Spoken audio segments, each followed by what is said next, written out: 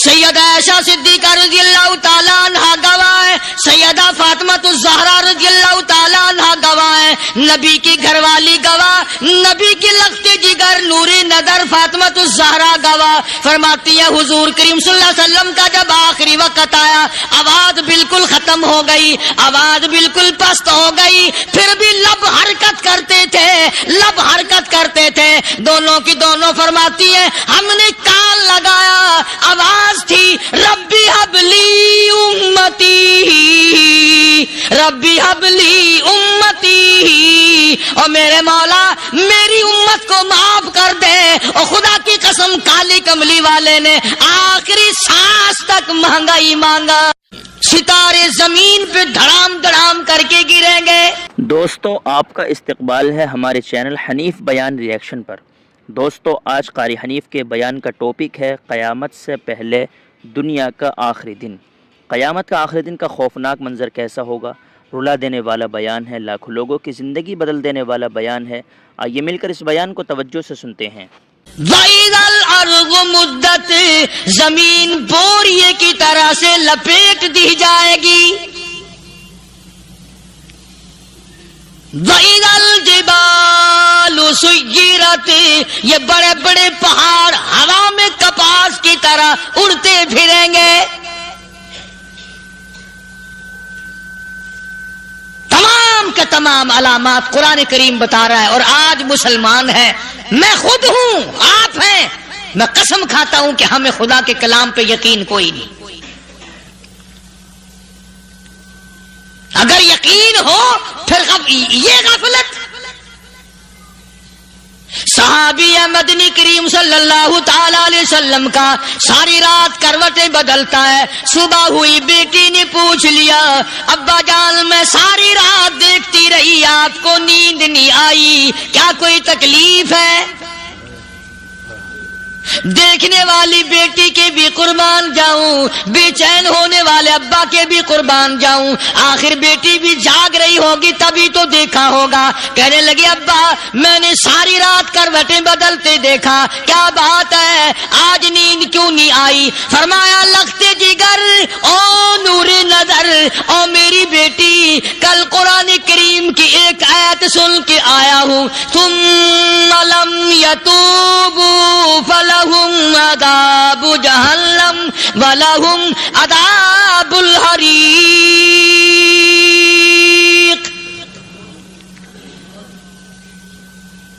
او میری بیٹی جس نے قرآن کریم کے ذریعے جہنم کی خبر سن لی ہو، جہنم کے انگاروں کی خبر سنی ہو، جس نے جہنم کی تباہ کاریاں سن لی ہو، او میری بیٹی نیند کیسے آئے؟ کیسے نیند آئے؟ امام شافعی رحمت اللہ علیہ اتنے بڑے جلیل القدر ولی کامل ہے، وقت کی امام ہے، پرہیزگار متقی ہے، اپنی بیٹی کو فرمانے لگے لختے جگر تیری آنکھیں بگڑتی چلی جا رہی ہیں، میں دیکھتا ہوں تو ساری رات نیند نہیں کرتی، ساری رات سوتی نہیں، مصلی پہ کھڑی ہو کر قرآن پڑھتی رہتی ہے، تو کچھ نیند کر لیا کر، آنکھوں سے محتاج ہو جائے گی۔ عرض کرنے لگے ابا جان نیند آتی ہے، بستر پہ لیٹ جاتی ہوں، آنکھ لگنے کو ہوتی ہے، فوراً میرے دل میں خیال آتا ہے شافی کی بیٹی تو نے تو بستر سنبھال لیا، صبح تیری نہ معلوم زمین کے اوپر ہوگی یا لاکھوں من مٹی کے نیچے ہوگی۔ پھر میری نیند اکھڑ جاتی ہے، پھر کھڑی ہو کر خدا کا قرآن پڑھتی ہوں۔ وہ ساری رات قرآن پڑھا کرتے تھے، اور بدقسمت قوم تمہیں صبح اٹھ کر قرآن کا سپارہ پڑھنے کی توفیق نہیں ہے۔ مسلمان پر قرآن کا دیدار نصیب نہیں، قرآن کی زیارت نصیب نہیں، گدھے کی طرح کھاتے سو گئے اور گدھے کی طرح صبح اٹھ کر کھانا پینا شروع کر دیا۔ تو رب کے کلام کا اتنا باغی کہ تو دیکھنا پسند نہیں کرتا۔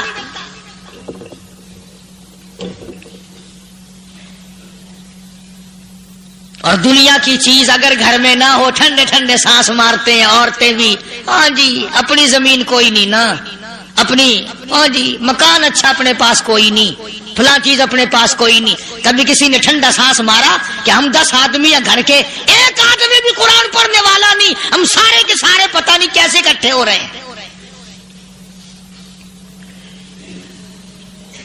اگر دل میں عظمت ہو، ڈاکٹر ہو، افسر ہو، وزیر ہو، آخر ہے تو انسان، ہے مسلمان، ہے مدنی کریم صلی اللہ علیہ وسلم کا امتی، پھر قرآن سے اتنا دور کیوں ہے؟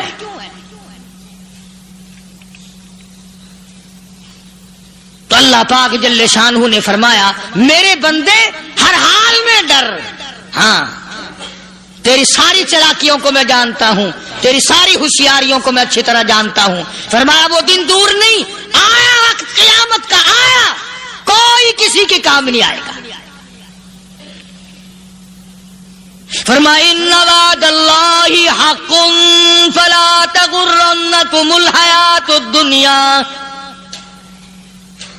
دنیا نے پھنسا لیا، چہل پہل میں پھنس گئے، اس کے رنگ روغن میں لگ گئے، اس کی زیب و زینت میں لگ گئے، رات اسی کی سوچ ہے، دن میں اسی کا فکر ہے، اور مرنے کا کسی کو بھی فکر نہیں۔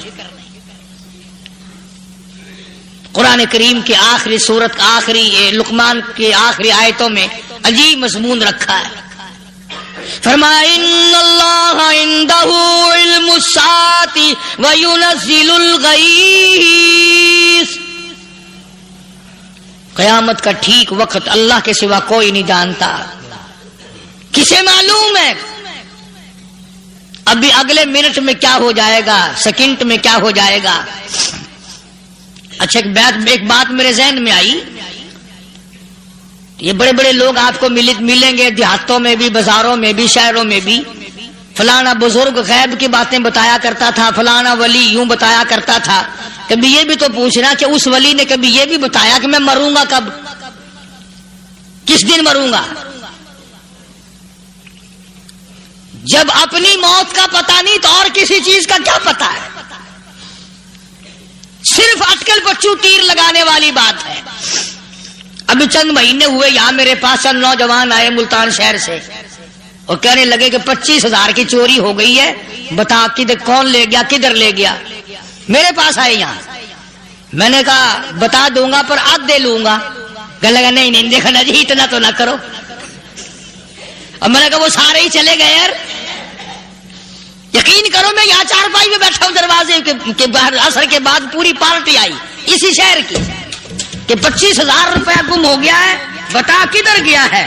سب لوگ کہتے ہیں قاری حنیف بتاتا ہے، سنو قاری حنیف بتاتا ہے، ٹیلا کرا دوں گا میں۔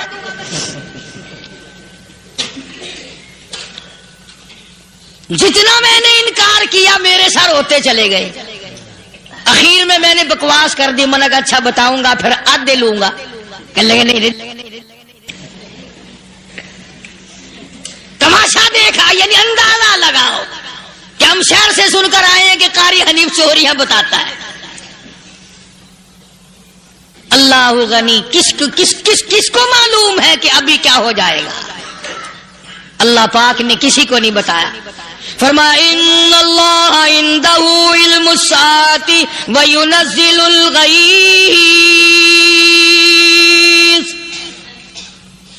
قیامت کا ٹھیک وقت کسی کو معلوم نہیں، بارش کا کوئی پتہ نہیں کب ہوگی، کتنی ہوگی۔ تم ابھی کہہ رہے ہوگے کہ جی محکمہ موسمیات والوں کو پتہ چلتا ہے، ان 3 مہینے میں یہ محکمہ موسمیات والے کئی دفعہ کہہ چکے ہیں کہ بندہ باندی ہوگی، مگر کچھ بھی نہیں ہوا، بلکہ جتنے یہ زیادہ بتلاوے نا اتنا ہی موسم خراب ہوتا چلا جاوے۔ پچھلے سال انہوں نے روئی کی گانٹھوں کی گنتی بتائی کہ اتنی کپاس پیدا ہوگی ملک میں، اتنی روئی کی گانٹھ بنے گی، اتنی باہر بھیجیں گے اور اتنی اپنے گھر رکھیں گے۔ ذرا پوچھو تو صحیح ذمہ داروں سے سر کھجاتے پھرے کہ کھاد کے پیسے بھی واپس نہیں ہوئے۔ بھلے کسی کو کیا پتا کہ ابھی کیا تھا اور ابھی کیا ہو جائے گا، کل کیا ہوگا، پرسوں کیا، ایک اللہ کی ذات جانتی ہے۔ فرمایا وَيُنَزِّلُ الْغَيْثَ، کوئی نہیں جانتا بارش کب ہوگی، کتنی ہوگی، کہاں تک ہوگی، کس قدر ہوگی، کس طرف میں ہوگی، کہاں نہیں ہوگی۔ وَيَعْلَمُ مَا فِي الْأَرْحَامِ، کوئی نہیں جانتا عورت کے پیٹ میں کیا ہے، لڑکا ہے کہ لڑکی، باپ کو پتا نہیں، ماں کو پتا نہیں، دادی کو پتا نہیں، نانی کو پتا نہیں ہے، یوں کہ کسی کو پتا ہو یا نہ ہو، حضرت صاحب کو پتا لگ جاتا ہے. حضرت صاحب کو کیوں؟ حضرت صاحب ٹھڈ دے اندر وڑدا ہوندا ہے. تماشا دیکھ، کوئی کسی کو پتا نہیں چلتا، اور خدا نے اپنی خدائی کسی کو تقسیم کر کے دینی نہیں. لم یلد ولم یولد، نہ میرے ماں باپ، نہ میں کسی کا باپ، نہ میری اولاد، نہ میں کسی کی اولاد. اللہ الصمد، بے نیاز، بے مثل، بے مثال ہوں. ہمیشہ سے ہوں اور ہمیشہ رہوں گا. سام میرے محتاج ہو، میرے دروازے کے گداگر ہو، میرے دروازے کے فقیر ہو، میرے دروازے کے دستے نگر ہو. آؤ مانگو کھاؤ، موت آئے مر جاؤ. اگر اکڑو گے، فرمایا پھر میں نے بڑی بڑی سزائیں دی ہیں لوگوں کو. ہاں ہاں، میں تو توبہ بھی منہ سے نہیں نکلنے دیتا، کلمہ تو کلمہ ہائے نہیں کرنے دیتا. میں جب میں موت کا پیغام دوں، یکدم دل کی حرکت بند ہو جاتی ہے. آئے بھی نہیں، اوئی بھی نہیں، اف بھی نہیں، کچھ بھی نہیں. فرمایا وَيَعْلَمُ مَا فِي الْأَرْحَامِ، کسی کو پتا نہیں عورت کے پیٹ میں کیا چیز ہے. دیکھو نا، جس نے 9 مہینے بچہ پیٹ میں رکھا، جب بچہ پیدا ہوتا ہے نا، خود ماں بھی کان لگاتی ہے، بتائیں گی لڑکا ہے کہ لڑکی ہے. بےتابی سے انتظار کرتی ہے، بڑی بے قراری سے انتظار کرتی ہے عورت کہ یہ دائی بولے، کوئی اور پاس والی بولے، کوئی اور چھوٹی بڑی گھر کی عورت بول کے بتائے کہ لڑکا ہے کہ لڑکی ہے. اور جس نے 9 مہینے پیٹ میں رکھا، جب اس کو پتا نہیں تو پرلی طرف بیٹھے ہوئے حضرت صاحب کو پتا کیسے چل گیا. وَيَعْلَمُ مَا فِي الْأَرْحَامِ، زیادہ سے زیادہ تمہیں یہ کہیں گے جی فلاں بزرگ نے دعا کی تھی، اللہ میاں لڑکا دے گا، لڑکا ہو گیا. ٹھیک ہے، دعا تو بھی مانگ، بزرگ بھی مانگے، پیر بھی مانگے، فقیر بھی مانگے، عالم بھی مانگے، ماں بھی مانگے، باپ بھی مانگے، خاندان سارے مانگو. بات یہ ہے مانگو تو سارے، پر یوں کہو دینے والا وہ ایک ہے بس. یہ ہے اصل بات، اور مانگنے کی تو کوئی کسی کی وہ نہیں. امام الانبیاء محبوب کبریا حضرت محمد مصطفیٰ صلی اللہ تعالی علیہ وسلم سیدہ عائشہ صدیقہ رضی اللہ تعالیٰ عنہ فرماتی ہیں، میں سوئی ہوئی تھی، اچانک میری آنکھ کھلی، میں نے کالی کملی والے کو سجدے میں دیکھا. رو رہے ہیں، دعائیں مانگ رہے ہیں، رو رہے ہیں. حضرت عائشہ فرماتی ہیں اللہ اکبر، فرماتی ہیں اتنے روئے سرکار مدینہ صلی اللہ علیہ وسلم، سانس رک گیا، سانس گھٹ گیا آپ کا. حضرت عائشہ فرماتی ہیں میں اپنا جگر پکڑ کے بیٹھ گئی، کہیں آج بیوہ تو نہیں ہو جاؤں گی.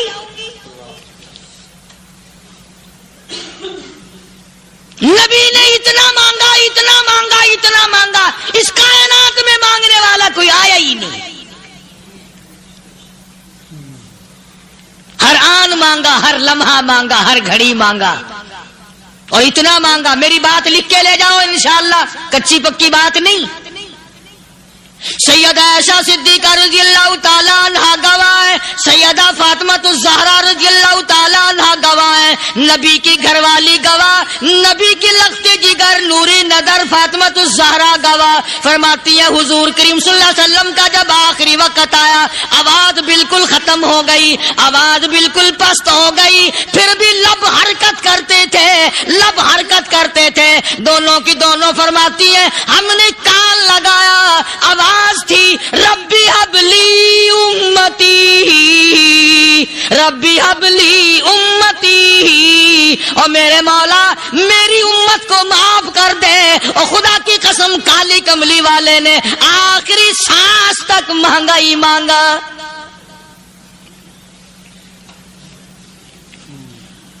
چاہے تیرے لیے مانگا، امت کے لیے مانگا، مگر ہر وقت مانگا.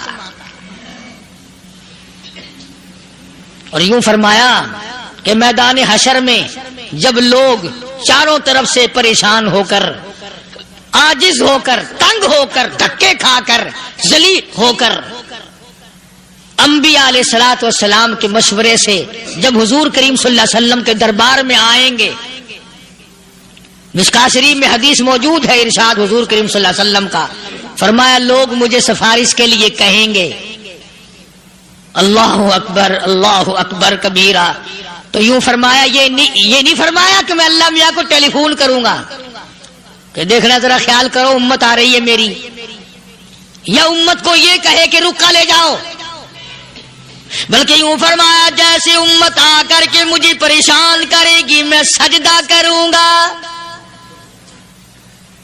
میں سجدہ کروں گا، اس وقت بھی سر میرا در تیرا، جھولی میری عطا تیری۔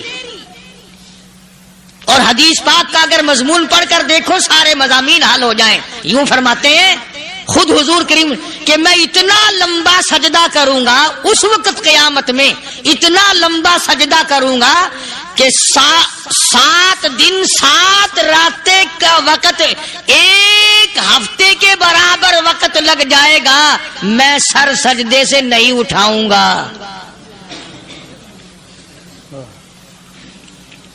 اتنا لمبا سجدہ کروں گا کہ 1 ہفتے کی مقدار وقت لگ جائے گا۔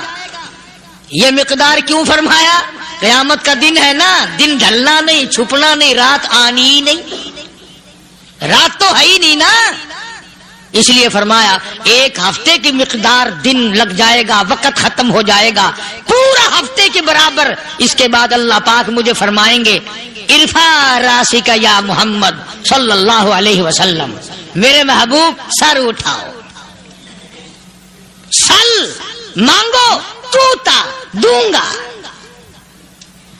مانگو دیا جائے گا، سوف یعطیک ربک فترضی، تیرا رب تجھے راضی کر دے گا۔ صحابہ اکرام رضوان اللہ تعالی علیہ مجمعین نے عرض کر دیا یا رسول اللہ صلی اللہ علیہ وسلم آپ کس وقت راضی ہوں گے؟ کتنے لوگ جنت میں چلے جائیں گے، دوزخ میں چلے جائیں گے، آپ کس وقت راضی ہوں گے؟ خدا کی قسم اس محسن کائنات کا کیا کہنا کالی کملی والے نے جو ہم پر مہربانی فرمائی۔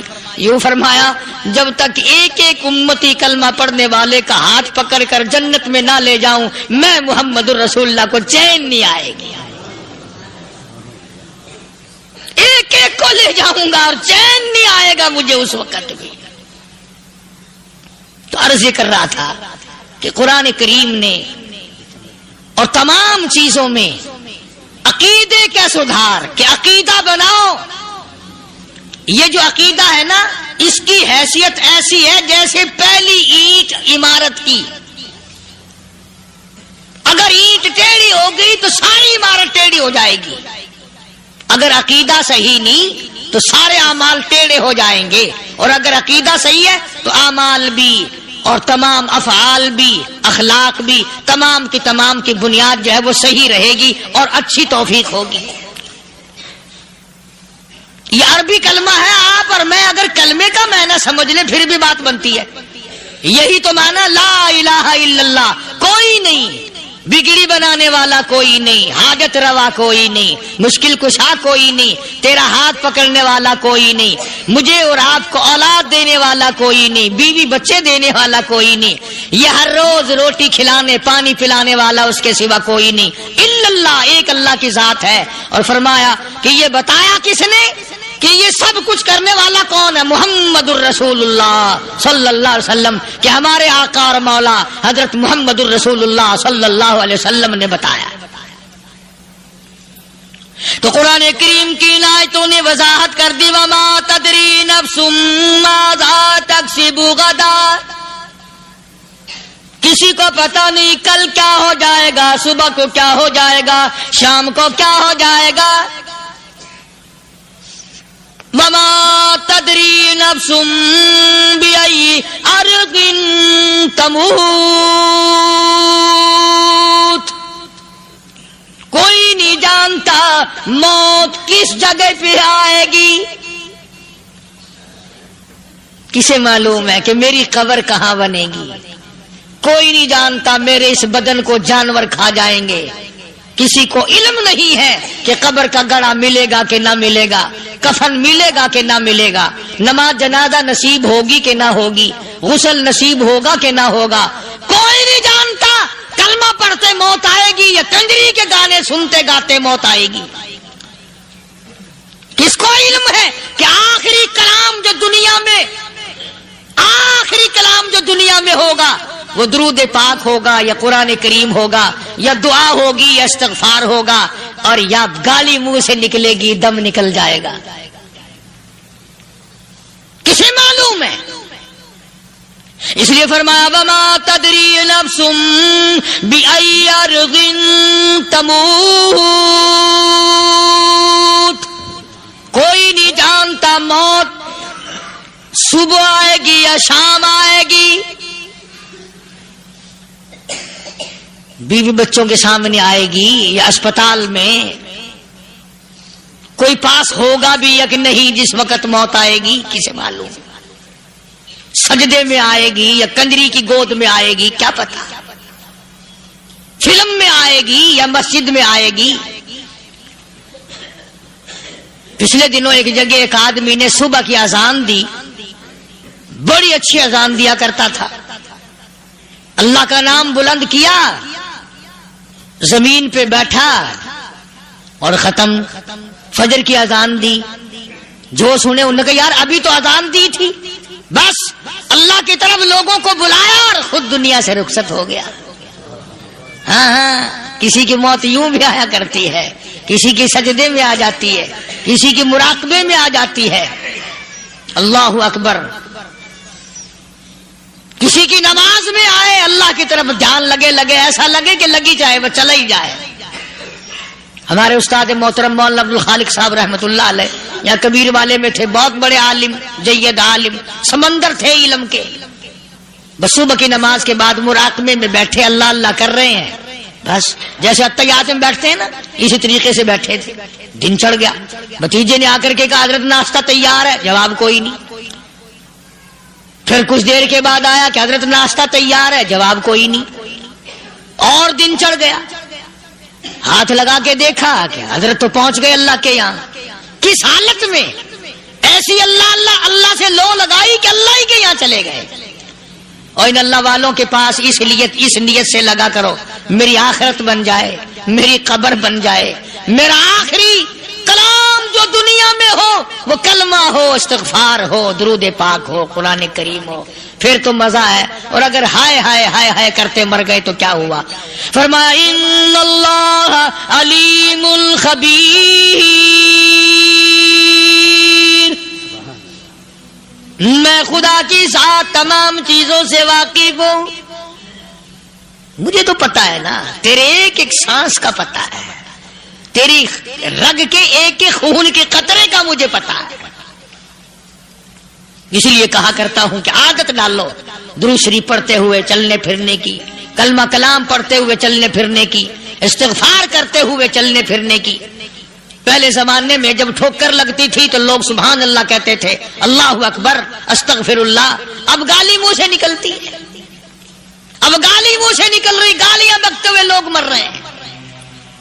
حضرت معاذ بن جبل رضی اللہ تعالیٰ عنہ مدینے پاک میں بیمار ہے, آخری وقت ہے.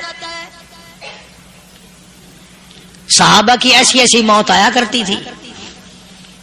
چاروں طرف جتنے گھر والے بیٹھے ہیں, اماں بھی, بیٹی بھی, گھر والی بھی, بہن بھی, بھائی بند بھی, قبیلہ بھی, خاندان بھی. مدینہ شہر ہے, کالی کملی والے کا شہر ہے. حضرت معاذ بن جبل کا آخری وقت ہے. چاروں طرف بیٹھنے والے بھی تلاوت کر رہے ہیں قرآن کریم کی, خود معاذ بن جبل بھی تلاوت فرما رہے ہیں.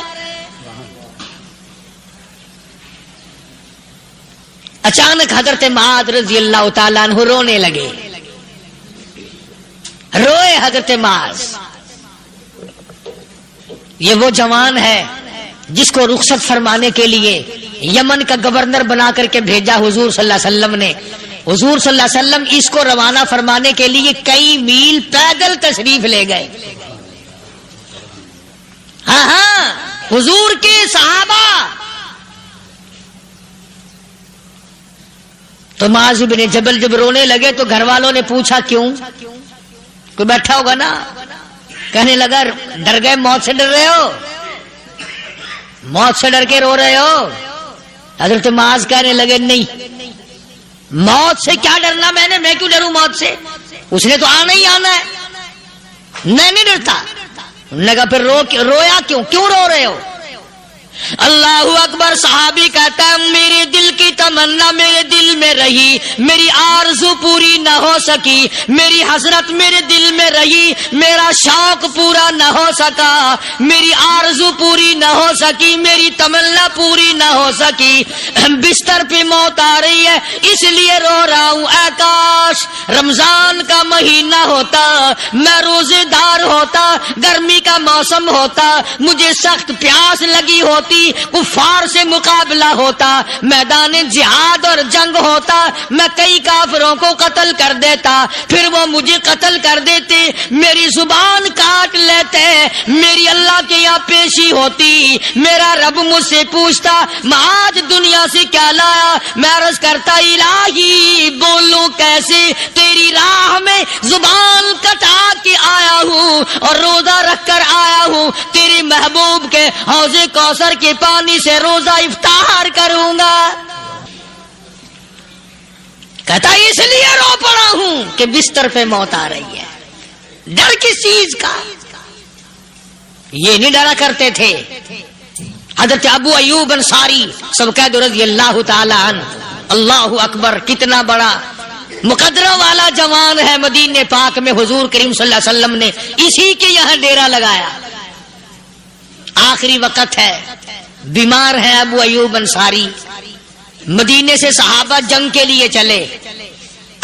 صحابہ کی تمنائیں دیکھو، ہم جتنے بیٹھے ہماری تمنا تو یہی ہے نا، کاروبار بڑھ جائے، مکان دکان کا ساز و سامان بڑھ جائے، یہ مل جائے وہ مل جائے، یہ ہو جائے وہ ہو جائے۔ ابو ایوب انصاری بیٹھے ہوئے دیکھ رہے ہیں صحابہ سواریوں پہ پیدل تلوار نیزے تیر لے کے چلے۔ ابو ایوب انصاری کہنے لگے کہاں چلے ہو؟ کہ جہاد فی سبیل اللہ کے لیے۔ کہنے لگا مجھے بھی لے چلو۔ سمجھ رہے آپ سارے؟ فرمایا مجھے ساتھ لے چلو۔ کہا کمال ہے، بیمار آدمی اور جنگ میں بیمار کا کیا کام ہے، کیا کرو گے؟ نگا مہربانی کرو، احسان کرو مجھ پر، مجھے ساتھ لے کے چلو۔ خدا کے بندے بیمار ہے، کرے گا کیا میدان جہاد میں؟ کہنے لگا تم تو بیمار کی بات کر رہے ہو، مجھے ساتھ لے چلو اونٹ پہ ڈال کر۔ توجہ کرنا ذرا، آخری بات میرے یاد آئی ہے، بتانے لگا ہوں۔ ابو ایوب انصاری حضور کا میزبان مدینے والا کہتا ہے میں بیمار ہوں، مجھے اونٹ پہ ڈال کے لے چلو، اور اگر میری راستے میں موت آ جائے پھر بھی میری لاش کو ساتھ لے جانا۔ جہاں کفر اور اسلام کا جنگ ہوگا، مقابلہ ہوگا، اس میدان میں میری لاش کو پھینک دینا۔ شاید کسی مجاہد کی سواری کا پیر میرے اوپر آ جائے، میں بھی قیامت میں اللہ کے حضور میں کہوں گا یا اللہ تیرے میدان جہاد سے اٹھ کے آیا ہوں میں بھی۔ اندازہ لگا ابو ایوب انصاری کی تمناؤں کو دیکھ، حضرتوں کو دیکھ۔ فرمایا مجھے ساتھ لے چلو، اگر میری موت آ جائے تو لاش کو بھی پھینکنا نہیں، دفن راستے میں نہ کرنا، ساتھ لے چلو، وہاں میدان میں ڈال دینا، اور اسلام کے لیے جو لڑنے والے ہوں، کفر کو مٹانے والے ہوں، ان کے پیر میرے اوپر آ جائے میں کامیاب ہو جاؤں گا۔ ایک تم ہو جو مسجد میں جھاڑو دینے سے بھی آر کرتے ہو، صف بچھانے میں بھی تمہیں شرم آتی ہے، صف اکٹھا کرنے میں بھی تمہیں شرم آتی ہے، ادھر ادھر کوئی چیز کرنے میں تمہیں کیا معلوم ہے جس وقت قیامت کے دن ان شاہی درباروں کے خادموں کو انعام ملے گا نا، پھر ٹکرے مارو گے، او ہو لو بھائی کمال ہو گیا، ہم تو یوں ہی رہ گئے۔ آج توفیق نہیں رہی، اللہ سے مانگ، سوتے بھی مانگ، جاگتے بھی مانگ، ہر وقت مانگ، وہی تیری میری جھولی بھرے گا، اسی کی عطا اور بندہ نوازی سے ہم سب کا کام چلے گا۔ فرمایا ان اللہ علیم خبیر، میں تمہاری ضروریات کو بھی جانتا ہوں، ہر چیز کا مجھے پتا ہے۔ اللہ مجھے اور آپ کو عمل کی توفیق عطا فرمائے. لیکن محبوب جہاں رہتا ہو اس کی ہر چیز سے پیار ہوتا ہے. یہ مثال دینی تو نہیں چاہیے، ویسے سمجھانے کے لیے کہتا ہوں. مجنو کو ایک اونٹ والا آدمی مل گیا. اس نے مجنو نے پوچھا کہ تو کہاں چلا ہے؟ تو مشہور تو تھا ہی، لوگ جانتے تھے کہ یہ مجنون نے کہا لیلا کے شہر چلاؤں کہ میرا سلام کہیو بہت بہت. کہ اچھی بات. آدھا میل وہ اونٹ والا چلا، پھر دوڑ کے بھاگ کے اسے رلا، کہنے لگا میرا پیغام یاد ہے؟ کہ ہاں یاد ہے. کہ زور زور سے سلام کہنا. آدھا میل، ایک میل پھر چلا وہ اونٹ والا، پھر دوڑ کے مل گیا، حتیٰ کہ اس شہر میں ہی پہنچ گیا جہاں اس نے جانا تھا. اونٹ والا کہنے لگا رے میرا سر کھاتے کھاتے تو نے یہ وقت کر دیا، تو خود ہی جا کے سلام کہہ لے، اب تو شہر وہی آ گیا، میں کیا کہوں گا. تو جب شہر کے اس علاقے میں گیا جہاں لیلا رہتی تھی تو گلی سے کتا نکلا. مجنو نے بیٹھ کے کتے کے پاؤں چومنے شروع کر دیے. لوگ کہنے لگے پاگل ہے، گدھا ہے، دیوانہ ہے. مولانا روم فرماتے ہیں کہنے لگا پائے سگ بوسیدہ مجنو خلقش گفتہ اینچ بہود.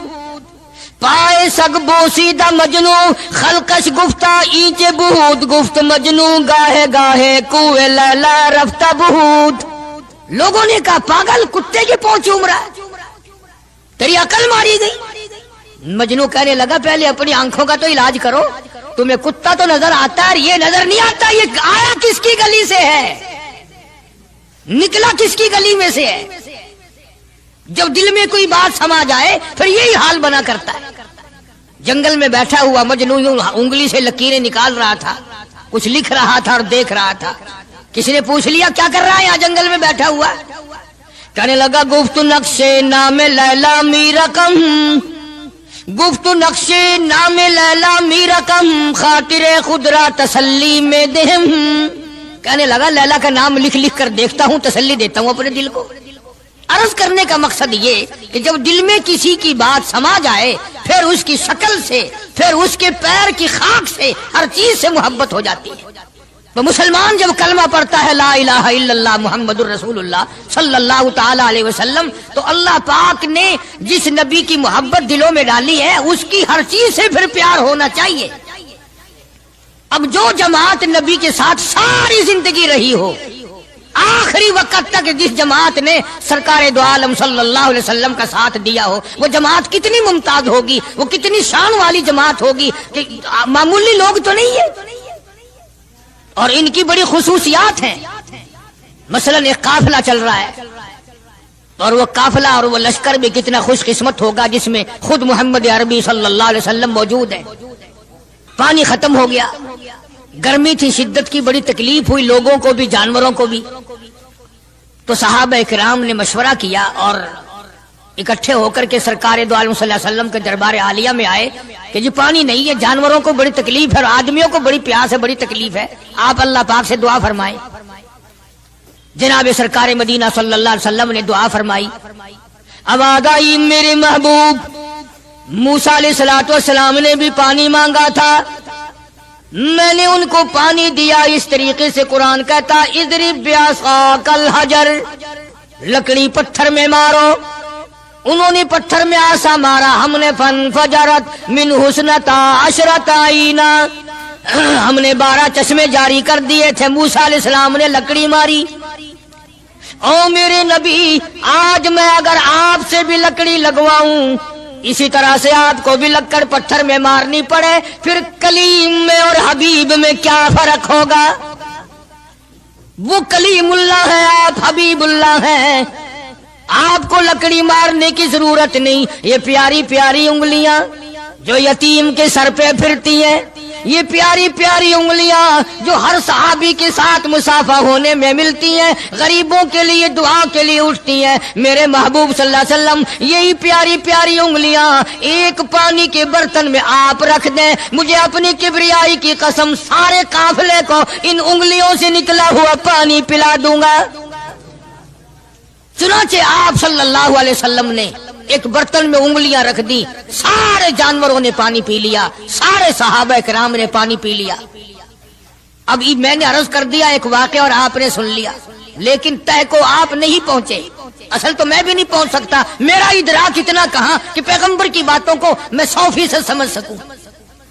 نہیں سمجھے؟ ارے پانی اور چیز ہے، دنیا سوڈے پیتی ہے، شربت پیتی ہے، جوس پیتے ہیں، طرح طرح کی چائے پیتے ہیں، دودھ پیتے ہیں، طرح طرح کے ملکوں کا پانی پیتے ہیں، سب جگہ ہر چیز پی ہوگی، ہزاروں مشروبات پیے ہوں گے، ہزاروں شربت پیے ہوں گے، ہزاروں قسم کے سکیش پیے ہوں گے، پر خدا کی قسم ابو بکر اور بلال اس جماعت کے جوان ہیں جنہوں نے حضور کی انگلیوں سے نکلا ہوا پانی پیا۔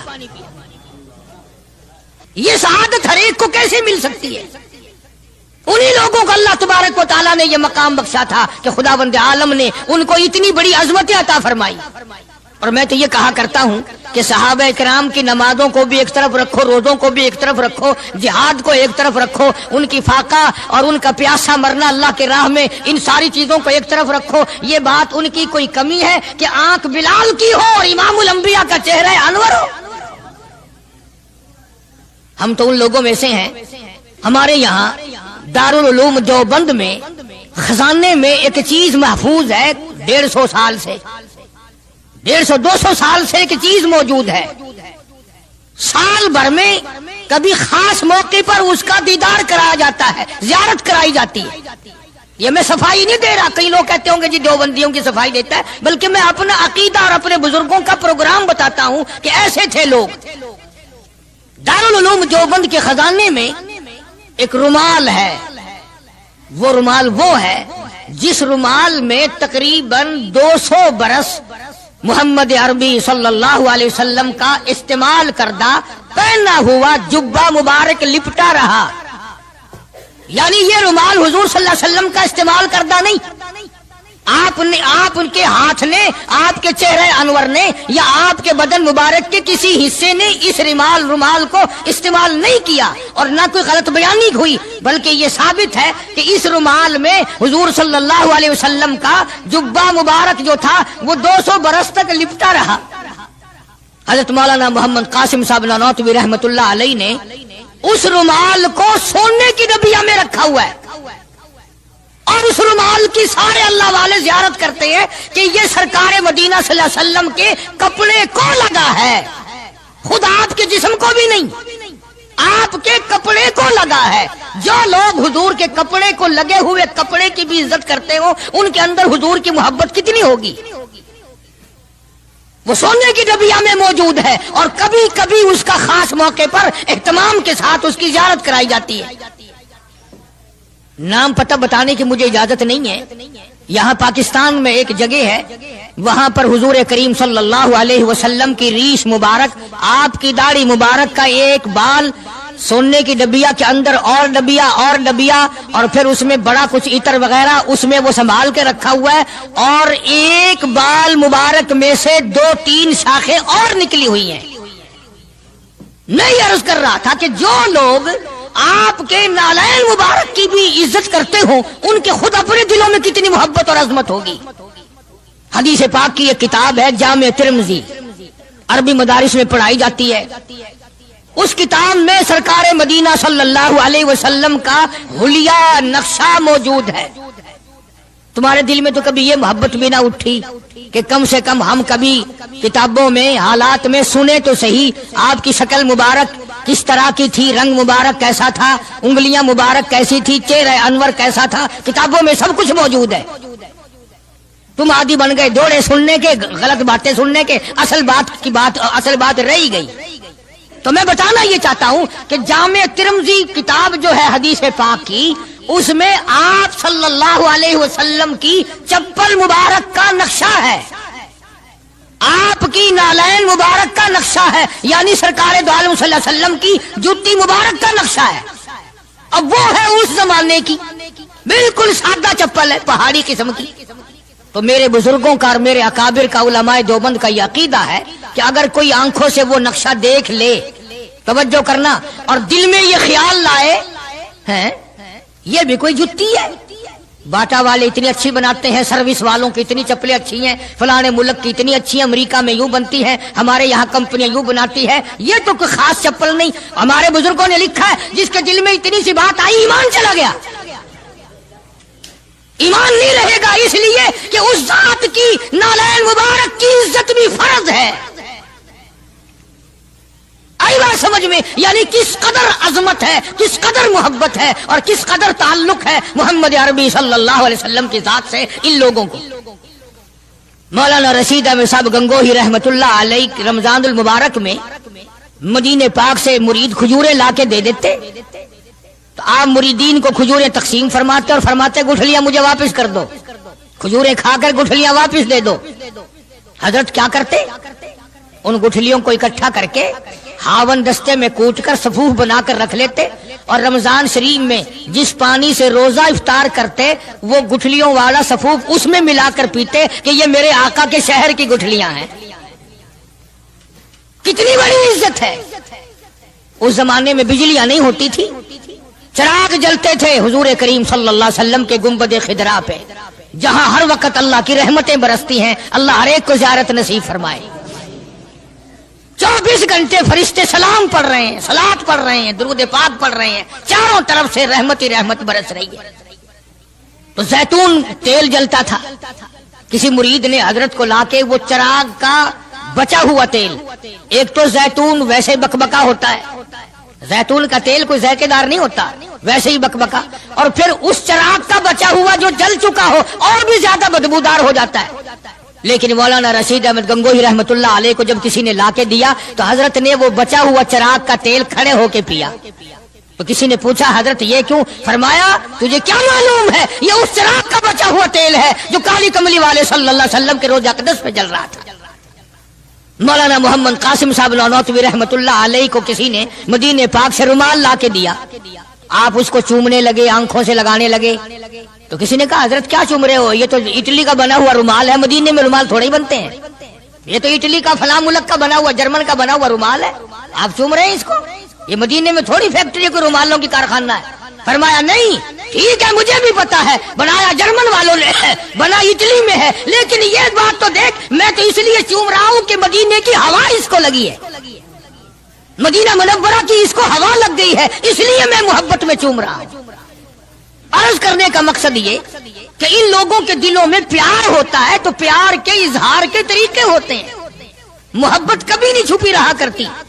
مولانا محمد قاسم صاحب نانوتوی رحمت اللہ علیہ جب مدینے پاک پہنچے کئی میل ادھر کو جوتا اتار دیا، رات کا وقت تھا، پیر زخمی ہو رہے ہیں، سواری خالی چل رہی ہے، کسی نے عرض کیا حضرت سواری پہ سوار ہو جاؤ، پاؤں زخمی ہو رہے ہیں۔ فرمایا مدینہ میرے آقا کا شہر ہے، سواری پہ چڑھ کر داخل ہوتے ہوئے مدینے پاک میں شرم آتی ہے، مدینے جیسے شہر میں سواری پہ چڑھ کر داخل ہوں۔ چنانچہ جتنے دنوں مدینے پاک میں رہے جوتا نہیں استعمال کیا، جوتا نہیں پہنا مدینے پاک میں رہتے ہوئے مولانا محمد قاسم نانوتوی رحمت اللہ علیہ نے۔ تو شاگردوں نے پوچھا حضرت پتھریلا علاقہ ہے، ٹھوکریں لگتی ہیں، آپ ایسا نہ کریں۔ فرمایا بھائی ڈر لگتا ہے کہیں میرا جوتے والا پیر اس جگہ پر نہ کہ پڑ جائے جہاں میرے آقا حضرت محمد الرسول اللہ صلی اللہ تعالی علیہ وسلم کے قدم مبارک لگا۔ اتنی عظمت، اتنا پیار، اتنا ادب۔ امام مالک رحمت اللہ علیہ نے ساری عمر مدینے پاک میں گزاری، لیکن میں ذمہ داری سے کہتا ہوں 3 میل کے اندر اندر امام مالک نے کبھی پیشاب پخانہ نہیں کیا، مدینہ شہر میں امام مالک نے کبھی پیشاب پخانہ نہیں کیا۔ فرماتے تھے میرے آقا کا شہر ہے، مجھے شرم آتی ہے، اس کا نام عظمت ہے، اس کا نام محبت ہے۔ 2 غزلیں گا لینا یا 2-4 شعر پڑھ لینا اور نہ نماز پڑھنا، نہ روزے رکھنا، نہ قرآن کی تلاوت کرنا، نہ درود شریف کا ورد کرنا اور نہ صحابہ کرام کا ذکر خیر کرنا، یہ محبت کا معیار تمہیں بتایا کس نے ہے؟ تمہیں شکلوں سے پتہ نہیں چلتا کہ یہ حضور کریم صلی اللہ علیہ وسلم کا محبت کرنے والا یا نہیں کرنے والا؟ کیسے محبت کا معیار اپنا سکتے ہیں وہ لوگ، چرس پینے والے، فیم کھانے والے، بھنگ پینے والے، کتوں سے ہر وقت کھیلنے والے، وہ کبھی آقا دو عالم صلی اللہ علیہ وسلم کے خادم ہو ہی نہیں سکتے۔ مولانا محمد قاسم صاحب نانوتوی رحمت اللہ علیہ صحابہ صفہ کے چبوترے تک جاتے ہیں، سلام کے لیے جاتے ہیں، لیکن صحابہ کرام صفہ رضی اللہ تعالیٰ عنہ مجمعین کے چبوترے کے قریب سے رو کر واپس آ جاتے ہیں۔ شاگردوں نے پوچھا حضرت آگے کیوں نہیں تشریف لے جاتے؟ فرمایا بھائی گھبراہٹ ہوتی ہے، شہنشاہ کا دربار ہے، شہنشاہ کائنات کا دربار ہے، مجھے ڈر لگتا ہے آگے جاتے ہوئے، شرم آتی ہے۔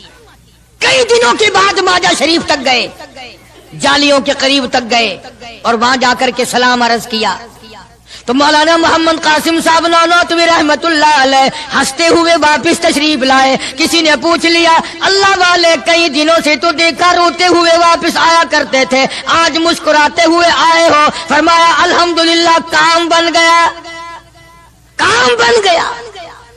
اس کسی نے پوچھ لیا کیا کام بن گیا؟ فرمانے لگے تمہیں کیا معلوم ہے میرے آقا کا مجھ پہ اتنا کرم تھا, میرے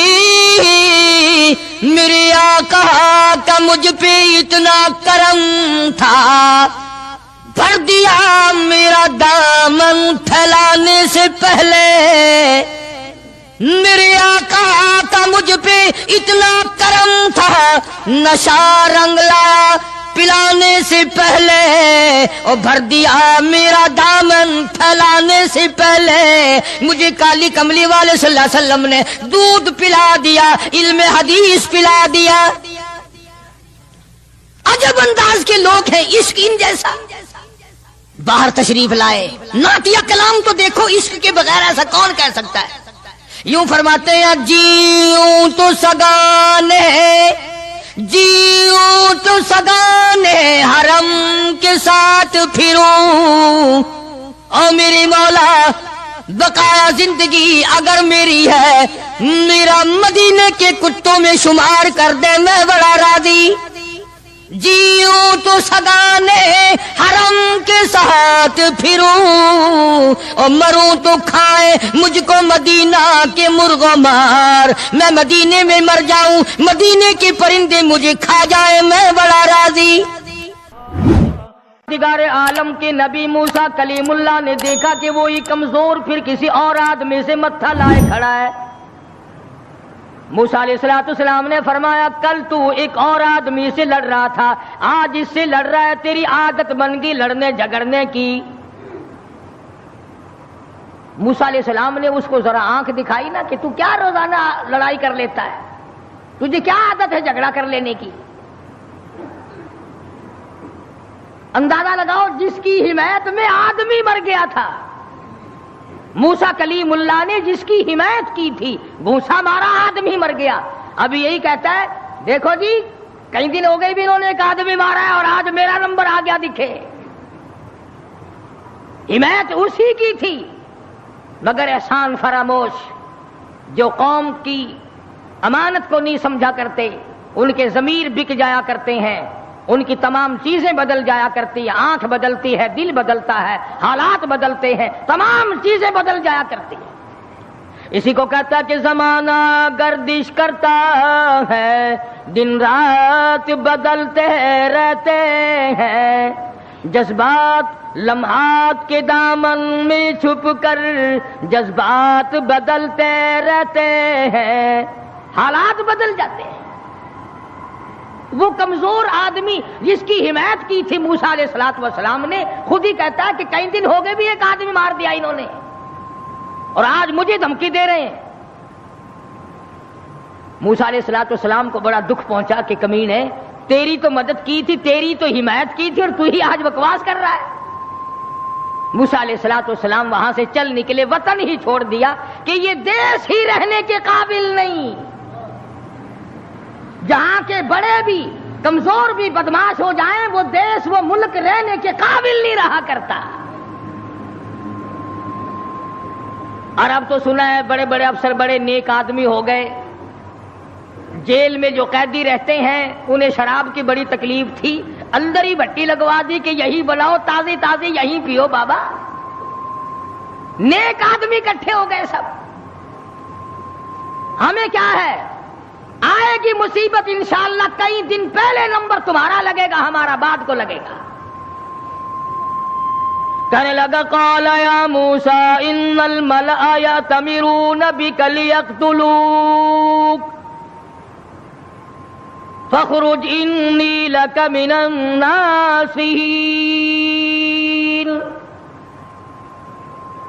تم نے ایک آدمی کو پہلے بھی مارا, کیا آج میرا مارنے کا ارادہ ہے؟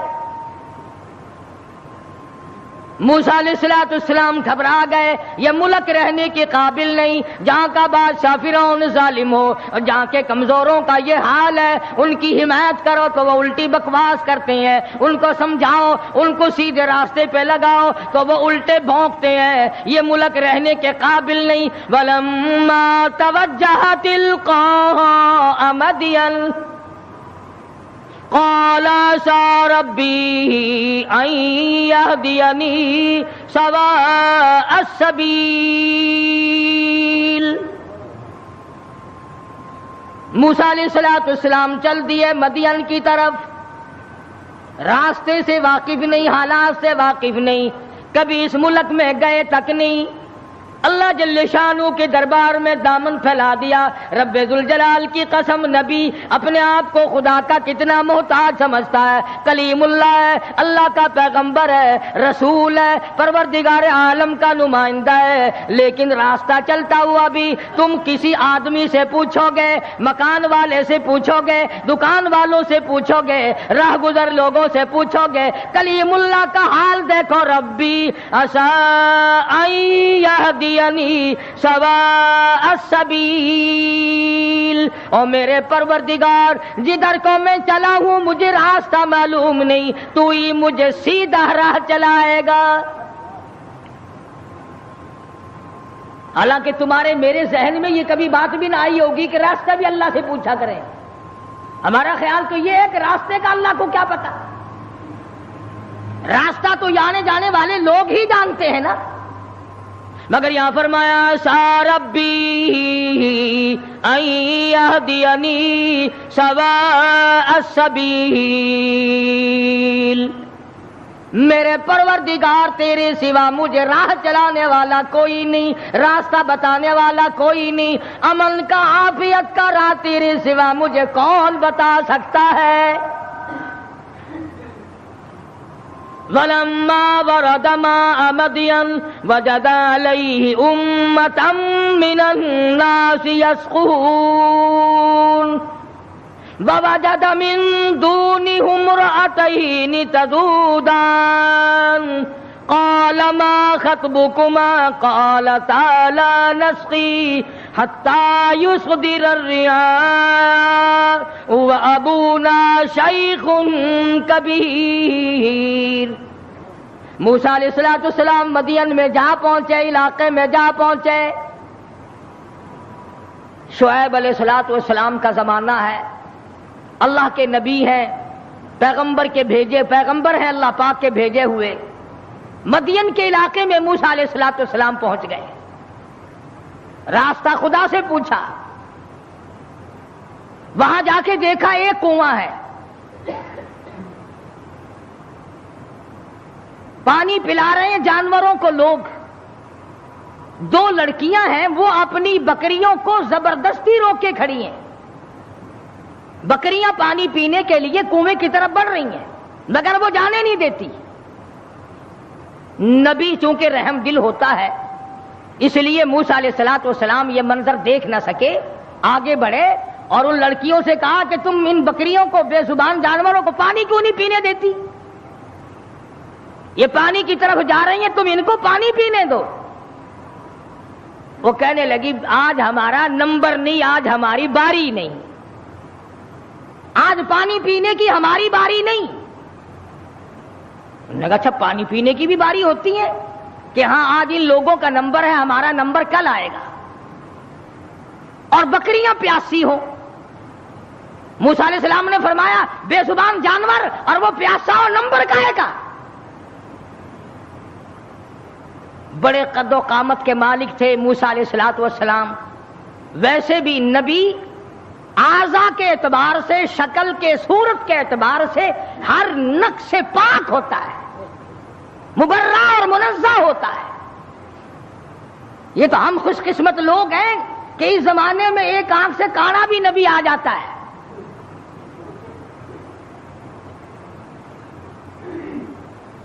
ایک جگہ مرزا غلام احمد قادیانی کہتا ہے کہ میں امام مہدی ہوں، حالانکہ امام مہدی کی اماں کا نام آمنہ ہوگا، اس کی ماں کا نام گھسٹو ہے، کسی طرح سے بھی صحیح نہیں۔ ہر نبی ہر رسول پیر کے ناخون سے لے کر سر کے بالوں تک بالکل تمام عیبوں سے پاک ہوتا ہے. نمائندہ خدا کا ہو اور اس میں کوئی خامی ہو. یہ تو ہو سکتا ہے کہ حکومت کے نمائندے ہوں، حکومت کے افسر ہوں اور وہ بیچ میں چوہے کی طرح کاٹتے رہے. خدا کا نمائندہ بالکل پاک اور منزہ اور مبرہ ہوتا ہے.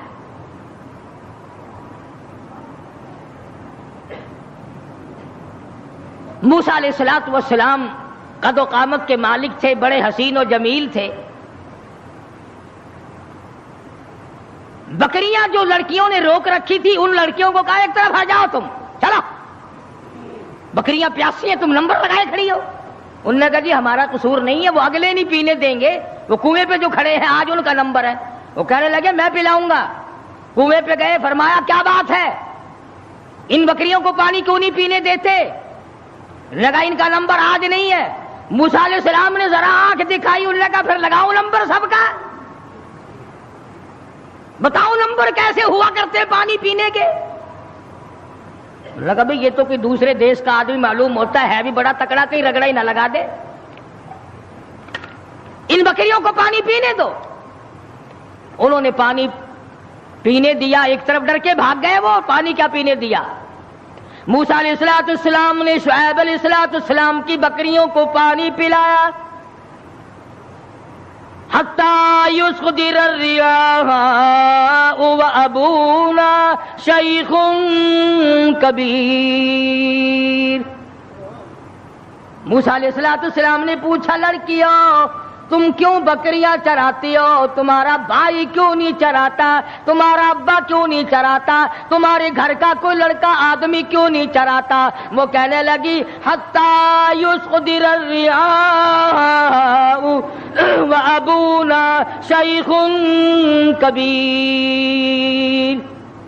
جس گلی سے گزارا جاتا ہے عورتیں پوچھتی ہیں کیا بات ہے، نوجوان پوچھتے ہیں کیوں مارتے ہو؟ مارنے والے جواب ایک دیتے ہیں، غلام امیہ ابن خلف کا ہے، کلمہ کالی کملی والے کا کیوں پڑھتا ہے؟ چمڑا اڑ گیا، ہڈیاں سالم نہ رہی، روزانہ گھسیٹا جاتا ہے، روزانہ مارا جاتا ہے. روز مار مار کے امیہ ابن خلف تھک گیا.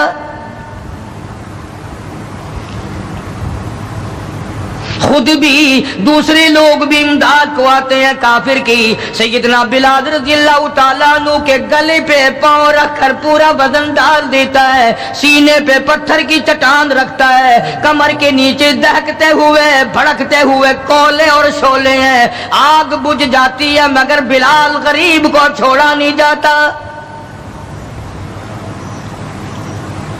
آج کوئی مار کھائے گا عورتوں کے پیچھے، کوئی زمین کے پیچھے، کوئی دولت کے پیچھے، کوئی مکان کی وجہ سے، کوئی دکان کی وجہ سے، کوئی کرسی کی وجہ سے، کوئی شہنشاہیت کی وجہ سے، کوئی وزارت کی وجہ سے، کوئی سفارت کی وجہ سے. بلال مار کھاتا ہے. قرآن کہتا ہے وَأُوذُوا فِي سَبِيلِي وَقَاتَلُوا وَقُتِلُوا لَأُكَفِّرَنَّ عَنْهُمْ. خدا کہتا ہے یہ وہ لوگ ہیں جنہوں نے مار کھائی میری راہ میں، میرے نام پہ مار کھائی، میری وجہ سے مار کھائی. زبان پر مصیبت آئی، جان پر مصیبت آئی، مالی تکلیف پہنچی، بھوک پیاس کی تکلیف اٹھائی. خدا فرماتے ہیں میرا بندہ تکلیف اٹھاتا ہے، میں سامنے کھڑا ہو کر دیکھتا ہوں. وَأُوذُوا فِي سَبِيلِي، اور میرے بندے میں تجھے دیکھ رہا ہوں، میرے نام پہ تجھے مار پڑ رہی ہے. جناب بلال حبشی رضی اللہ تعالیٰ عنہ کی ذات اقدس ہے، مار مار کے تھک گئے، اکتا گئے، سزا دے دے کر تھک گئے، مگر بلال اپنے ایمان میں، اپنے یقین میں، اپنی توحید میں، ختم المرسلین صلی اللہ علیہ وسلم کی رسالت میں کسی قسم کی ملاوٹ کرنے کو تیار نہیں.